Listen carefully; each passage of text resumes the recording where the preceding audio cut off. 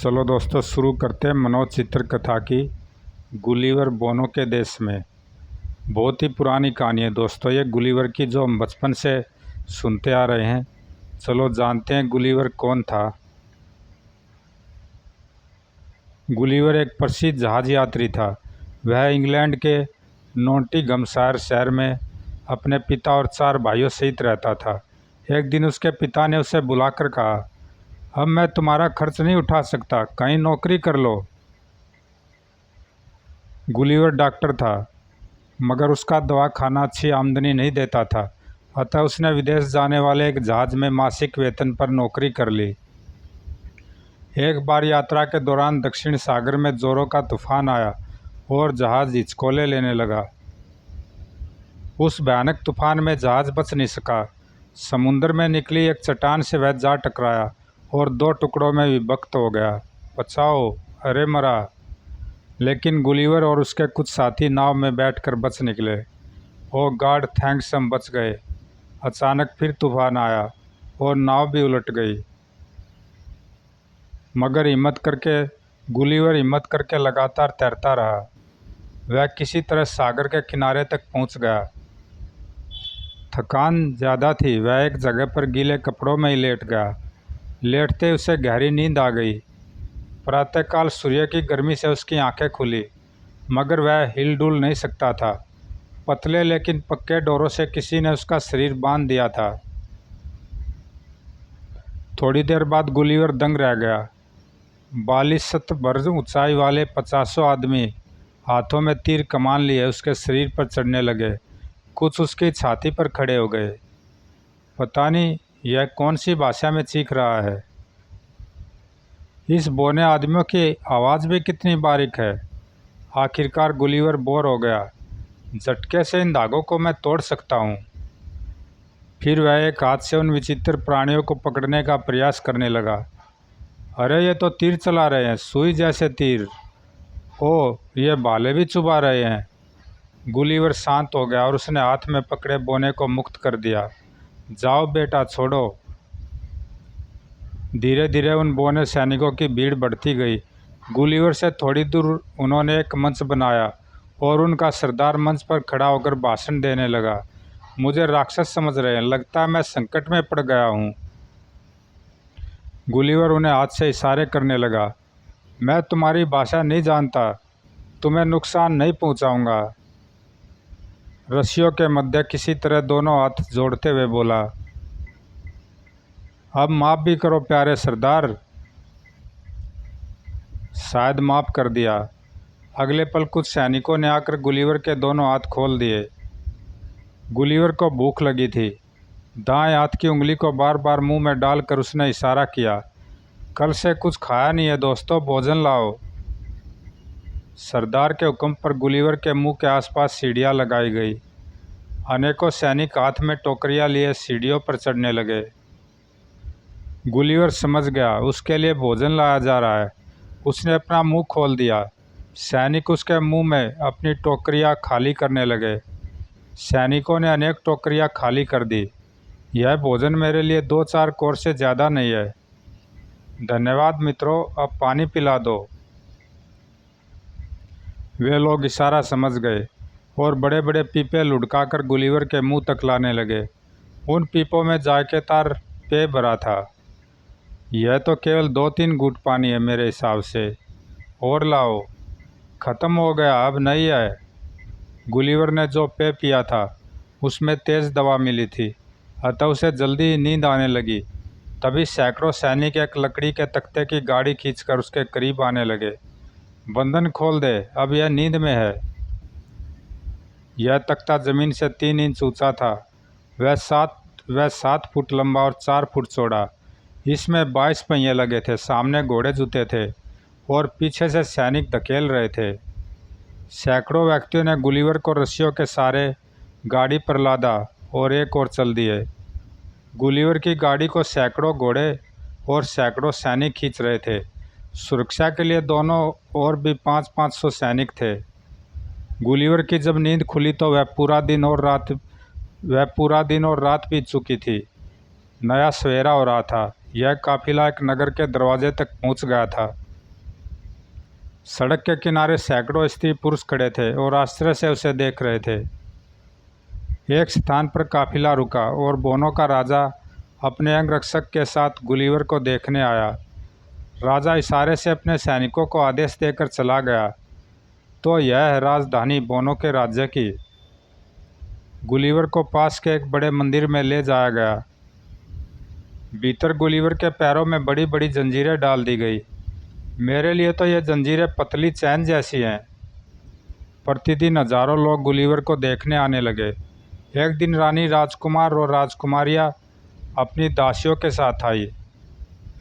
एक बार राजा घोड़े पर बैठ कर आया। उसके साथ कई दरबारी लोग थे। राजा ने जोर से कुछ कहा जो गुलिवर की समझ में नहीं आया। राजा के साथ आए विद्वानों ने उसका अनुवाद किया, मगर गुलिवर को कुछ भी समझ नहीं आया। You know English, inch French, Italian. Gulliver ने कई भाषाओं में जवाब दिया, मगर वे भी समझ नहीं सके। वह दिन में तमाशा देखने आए लोगों का मनोरंजन करता और रात को उसी मंदिर में कैदी अवस्था में चुपचाप सो जाता। यह देख राजा भी गुलिवर पर प्रसन्न हो उठा। राजा ने 6 पंडितों को हुक्म दिया कि गुलिवर को उस देश की भाषा सिखाए।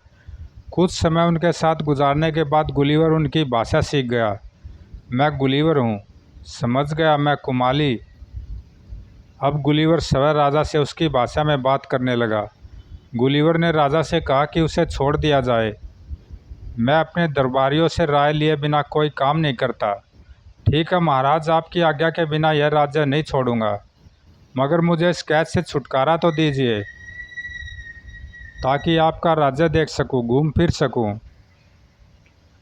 मुझे तुम पर विश्वास है। देखना तुम्हारे विशाल शरीर से कुछ टूट फूट न हो, कोई आदमी मरे नहीं।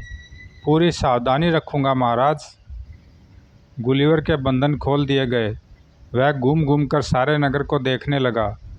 कैसा है यह नगर, जैसे खिलौनों का संसार हो। एक दिन, आपको महाराज ने याद किया श्रीमान। गुलिवर राजमहल के खुले दरबार में पहुंचा। क्या आज्ञा है महाराज? हम तुम्हारी तलाशी लेना चाहते हैं गुलिवर। मुझे कोई ऐतराज़ नहीं है महाराज, अपने सिपाहियों को आज्ञा दे। फिर गुलिवर ने कुछ सिपाहियों को उठाकर अपनी जेबों में डाल दिए। फिर सिपाहियों ने सामान बाहर निकाल लिया। सूची में गुलिवर का बटुआ, कंघा आदि और डायरी के अलावा उसकी कई चीज़ें थी। एक व्यक्ति ने सूची पढ़ी और उसे दिया। यह लो, जो आज्ञा महाराज। तुम बहुत अच्छे हो गुलिवर, हम तुम्हें मुक्ति देकर रिहा करना भी चाहते हैं। बड़ी मेहरबानी होगी महाराज, मुझे अपने देश की बहुत याद आती है। लेकिन तुम्हें हमारी मदद करनी होगी। हमारे देश लिलीपुट पर एक संकट आ गया है। हमारे पड़ोसी देश वेलेपुस के बेड़ों ने हमारे देश पर घेरा डाल लिया है। हमें तुम्हारी सहायता चाहिए। मैं हमला करने वाले सारे जहाज ही ले आऊँगा, लेकिन मुझे लोहे की छड़ें और मजबूत रस्सियाँ चाहिए। सेनापति, गुलिवर जो मांगे उसे दे दिया जाए। लिलीपुट निवासियों के लिए जो समुद्र था, गुलिवर के लिए वह 6 फुट गहरा पानी का तालाब था। आवश्यक सामान लेकर वह तैरता हुआ दूसरे टापू की तरफ चल पड़ा। टापू के दूसरे किनारे पर छोटे छोटे जहाज और बौने सिपाही थे। टापू के किनारे पर पहुंचकर गुलिवर जैसे ही पानी से बाहर आया, वहां के सैनिकों में भगदड़ मच गई। लेकिन गुलिवर लोहे की छड़ों को जहाज़ों में फंसाकर और उन्हें रस्सियों से बांधने में लगा रहा। वहाँ के सैनिक कुछ संभले तो उन्होंने गुलिवर पर तीरों की बारिश ही कर दी और भालों से उसे कोंचने लगे। चश्मा पहने रहने के कारण उन सुई जैसे बारीक तीरों से गुलिवर की आंखें बच गई और चमड़े के वस्त्रों के कारण भालों ने उसे ज़्यादा क्षति नहीं पहुंचाई। फिर भी उसके हाथ, चेहरा आदि बारीक सुइयों से बिंध गए। गुलिवर ने जहाज़ों की रस्सियों को खींचा। लगभग 50 रस्सियों से 50 बड़े जहाज़ों को खींचता हुआ गुलिवर लिलीपुट के किनारे की ओर चला आया। धन्यवाद गुलिवर। ओ, पहले इन तीरों को निकाल लूँ। लिलीपुट के किनारे पर खड़े राजा और सैनिकों ने प्रसन्नता व्यक्त की। आखिर 1 हफ्ते बाद ब्लेफुस्क राज्य के 6 दूत आए और उन्होंने लिलीपुट के राजा से संधि कर ली। लिलीपुट पर जहाजी बेड़ा बेचकर हमने भूल की, हर्जाना देना होगा। 1 हफ्ते में हम तक हमारे जहाज तोहफा पहुंच जाएगा हुजूर। ठीक है, संधि मंजूर हुई। इधर गुलिवर को राजा ने रिहा नहीं किया। कुछ दरबारियों ने राजा को भड़काया कि गुलिवर देशद्रोही है। वह ब्लेफुस्क राज्य के दूतों से मिला था। महाराज, गुलिवर के अपराधों की जांच की जाए। गुलिवर अपराध नहीं कर सकता। दरबारी राजा को लगातार भड़काते रहे। महाराज, 1000 आदमियों का खाना वह यहाँ से खाता है, मगर ब्लेफुस्क के राजा की प्रशंसा करता है। उनके देश जाने का निमंत्रण उसने स्वीकार कर लिया है। हम ऐसा नहीं होने देंगे। राजद्रोह के आरोप में उसकी आंखें फोड़ दी जाए, यह हमारा आदेश है। राजा दरबारियों के बहकावे में आ गया। इतने दिनों तक गुलिवर खाली नहीं बैठा था। समुद्र के किनारे उसने लकड़ियां जोड़कर अपने लिए एक नाव बना ली थी। तुम देशद्रोही हो, हम तुम्हारी आंखें निकाल लेंगे। गुलिवर ने यह सुनकर एक भयानक ठाका लगाया। गर्जना सुनकर सिपाही भागे। गुलिवर नाव में बैठ गया। सिपाही तीर बरसाते रहे, मगर गुलिवर के पत्थर के बड़े बड़े ढेलों से आहत होकर उसे पकड़ न सके। महाराज से कह देना मैं राजद्रोही नहीं था। उनके राज दरबारी मुझसे ईर्ष्या करते थे। और शीघ्र ही गुलिवर को उसके देश का पहचाना हुआ एक जहाज़ दिख गया। नाव उसी ओर बढ़ने लगी। सचमुच वह जहाज़ इंग्लैंड का था। गुलिवर को देखकर वे लोग बहुत खुश हुए और उसे अपने जहाज़ पर चढ़ा लिया। आओ भाई आओ, बड़ी किस्मत वाले हो। इस जहाज़ में भी डॉक्टर के रूप में गुलिवर की सेवाएं स्वीकार कर ली गई। 2 महीने तक यह यात्रा बड़े आराम से कटी। यह जहाज़ हिंदुस्तान की ओर जा रहा था। रास्ते में अफ्रीका के एक द्वीप पर वह जहाज़ रुका। पीने का पानी ख़त्म हो गया है, चलो कहीं तलाश करें। ज़रूर यहाँ कोई झरना होगा। आखिर सभी किनारे पर उतर गए। इस जहाज़ का यात्री होने के नाते मुझे भी पानी की तलाश करनी चाहिए। शायद इधर कोई झरना मिल जाए। 1 मील तक घूम चुका हूँ, वापस चलूँ। किनारे पर आकर, अरे ये सब लोग भाग क्यों रहे हैं? कुछ घबराए से भी हैं। अब जहाज़ भी चालू हो गया। ओह, यह विशाल आदमी पीछा कर रहा था। अब यह लौट रहा है। भागकर उस खेत में चलूँ। खेत में छिपा गुलिवर। बाप रे, कितनी ऊंची और मोटी घास है। अरे आगे तो यह नाला है, अब कहाँ भागूंगा? अब इस नाले को पार भी नहीं कर सकता। कैसा देश है, इतना बड़ा भाला, मुझसे भी ऊंची घास और राक्षसों के आकार के आदमी। लिलीपुट के बोने लोग मेरा लोहा मान गए थे, मगर यहाँ के पहाड़ जैसे आदमी मुझे बख्शेंगे नहीं। हे प्रभु, मेरी रक्षा कर। घास के इस बड़े जंगल को यह पहाड़ जैसा आदमी कैसे जल्दी जल्दी काटे डाल रहा है। लो, अब तो मैं आ गया उसके सामने। ओ मरा। तभी उस आदमी ने अपनी भाषा में ज़ोर से आवाज़ लगाई। गुलिवर के लिए यह आवाज़ ऐसी थी मानो बादल गरज रहे हों।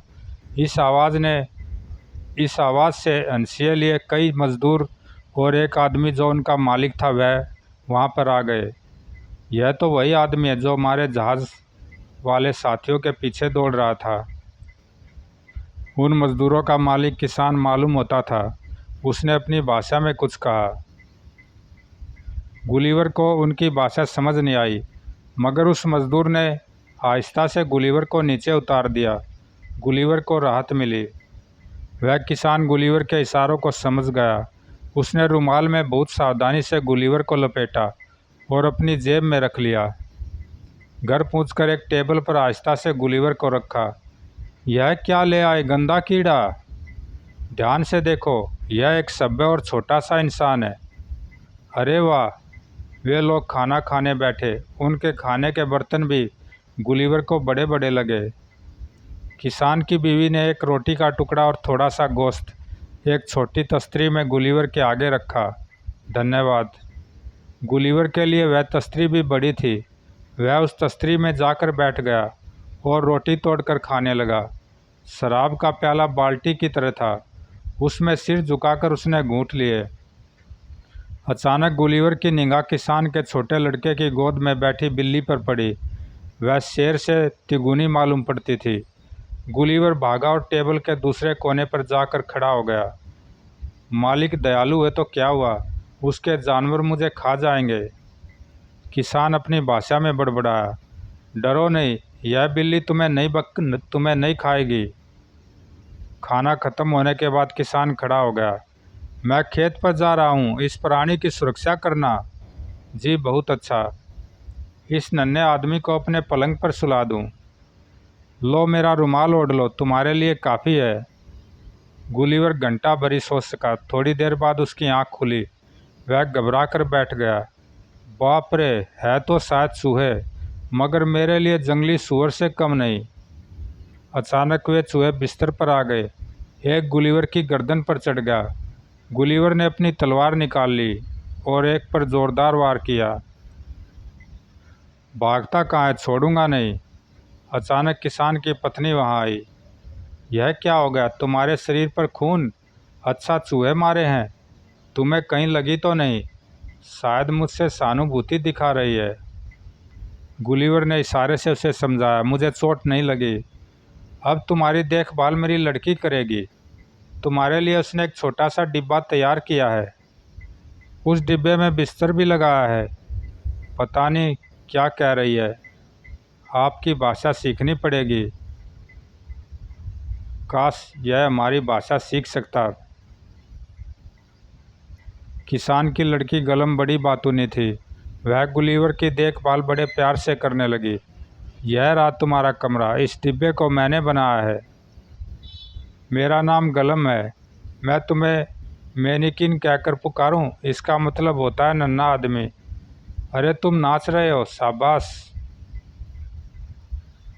मैं तुम्हें अपनी भाषा सिखा दूंगी, सीख लोगे न। तुम तो बड़े बुद्धिमान लगते हो।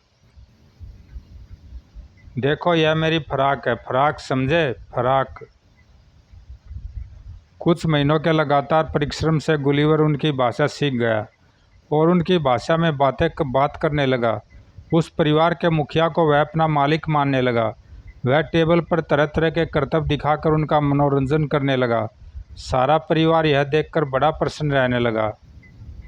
धीरे धीरे किसान के पड़ोसियों को भी पता चल गया कि किसान के पास एक अनोखा नन्हा इंसान है। वे भी किसान के घर पर गुलिवर के करतब देखने एकत्रित होने लगे। इससे गुलिवर को परेशानी होने लगी। रात को बिस्तर पर वह थक कर गिर पड़ता। हे भगवान, कहाँ लाकर पटक दिया। घर से निकले कितने वर्ष हो गए।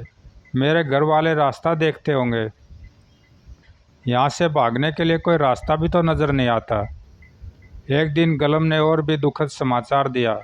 मेरे पिता को कुछ लोगों ने राय दी है कि गांव-गांव ले जाकर तुम्हारा तमाशा दिखाए। वो बड़ा परिश्रम होगा। तमाशा देखने वालों से वह टिकट लगाकर रुपया वसूलेंगे। यह तो मुझ पर मुसीबत आ गई।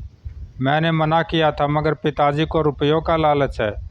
फिर भी वह मान गए हैं कि तुम्हारे साथ मैं भी चलूँगी। अगले ही सप्ताह से गांव में जाकर गुलिवर का तमाशा आरंभ हो गया। इस तरह के तमाशों से उस किसान ने खूब रुपया कमाया और कई शहरों की यात्रा करते हुए राजधानी पहुंच गया। वहां भी उसने यह तमाशा जारी रखा।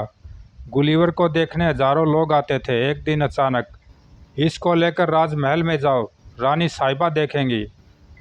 महारानी को खेल दिखाकर प्रसन्न करने के बाद गुलिवर ने घुटनों के बल झुककर उन्हें प्रणाम किया। महारानी की जय हो, आपके दर्शन कर मैं धन्य हुआ। क्या हमारे महल में रहना पसंद करोगे? मैं तो अपने मालिक का गुलाम हूँ, काश आपके पास रह सकता। सिपाही, इनके मालिक को बुलाओ। यह लो मुँह मांगी रकम, आज से यह नन्हा इंसान इसी महल में रहेगा। महारानी की जय हो, ये मोहरे मेरे लिए काफ़ी है। रानी साहिबा यदि उचित समझे तो गलम को यही रख ले, हमें मंजूर है गुलिवर। तुम बुद्धिमान प्राणी हो, हम तुम्हारी कदर करते हैं। गांव-गांव में तमाशा दिखाकर मैं कमज़ोर हो गया था। आपने मेरी रक्षा की, आपकी जय हो। महारानी ने अपने खास बढ़ई को बुलाया। इनके लिए एक आरामदेह डिब्बा तैयार करो। जो आज्ञा महारानी। बड़ी द्वारा तैयार किया गया डिब्बा गुलिवर के लिए शानदार कमरा था। उसमें शीशे जड़ी खिड़कियां भी थी। भीतर नरम बिस्तर, छोटी छोटी कुर्सियां और टेबल। गलम रोज रात को उस डिब्बे के छतनुमा ढक्कन को लगाकर ताला बंद कर देती थी और दिन में खोल देती थी। एक दिन, वो इतने बड़े आईने में महारानी कैसी दिख रही है, और मैं ही बहुत हंसी आ रही है गुलिवर। हाँ महारानी साहिबा, यहाँ तो बड़े मज़े हैं। एक बार महल में बहुत सी मक्खियाँ हो गई जो गुलिवर के लिए कौवों के बराबर थी। वह अपनी तलवार से उनका सफाया करने लगा। शाबाश। दैत्य के आकार वाले लोगों के देश में रहते गुलिवर को 2 वर्ष बीत गए। तीसरे वर्ष राजा और रानी राज्य का दौरा करने निकले। तब गुलिवर और गलम को भी साथ में ले लिया। रास्ते में समुद्र का दृश्य देखकर गुलिवर का मन मचल उठा। काश मैं समुद्र की लहरों पर अपने देश के किसी जहाज पर होता। यहाँ से भागने का कोई उपाय सोचना चाहिए। गलम, मुझे महारानी के पास ले चलो। अच्छा। गलम गुलिवर का पिंजरा महारानी के पास लेकर गई। महारानी जी, मेरी तबीयत बिगड़ गई है। यह तो बुरा हुआ। रोज़ शाम को समुद्र के किनारे की हवा मुझे चाहिए, शायद ठीक हो सकूं। अच्छा गलम, इन्हें समुद्र के किनारे ले जाना। गलम रोने लगी थी। गुलिवर, तुम बीमार हो गए, मुझे दुख है। रो मत, मैं ठीक हो जाऊंगा। शाम को नौकर लड़का गुलिवर के डिब्बे को लटकाए समुद्र के किनारे पहुंचा। डिब्बे को एक ऊंची चट्टान पर रख लड़का खेलने में व्यस्त हो गया। तभी एक चील ने झपट्टा मारा और डिब्बे की कड़ी को चोंच में पकड़कर आकाश में उड़ गई। डिब्बे के भीतर गुलिवर को लगा जैसे तूफान आ गया हो। उसने लड़के को आवाज़ दी, मगर सुनने वाला कौन था। समुद्र के ऊपर उड़ती उस चील पर एक बाज ने झपट्टा मारा और गुलिवर का डिब्बा नीचे समुद्र में जा गिरा। डिब्बा पानी में गिरकर टूटा नहीं और न ही उसमें पानी भरा, वह तैरता रहा। अचानक एक जहाज के यात्रियों की निगाह उस पर पड़ी। उस बड़ी सी पेटी में खजाना होना चाहिए। इसे रस्से से अभी खींच लेते हैं। रस्सा फंसाकर उस बड़ी भारी पेटी को ऊपर खींच लिया गया। फिर पेटी को आरी से काटा गया। शौक से वह इंग्लैंड का वही जहाज था जिसे गुलिवर ने छोड़ा था। अरे गुलिवर, तुम बड़े किस्मत वाले हो। सभी गुलिवर से गले मिलने लगे। समाप्त दोस्तों, अच्छी कहानी थी। ज़रूर लाइक सब्सक्राइब करना, कमेंट में बताना कैसी लगी। धन्यवाद दोस्तों।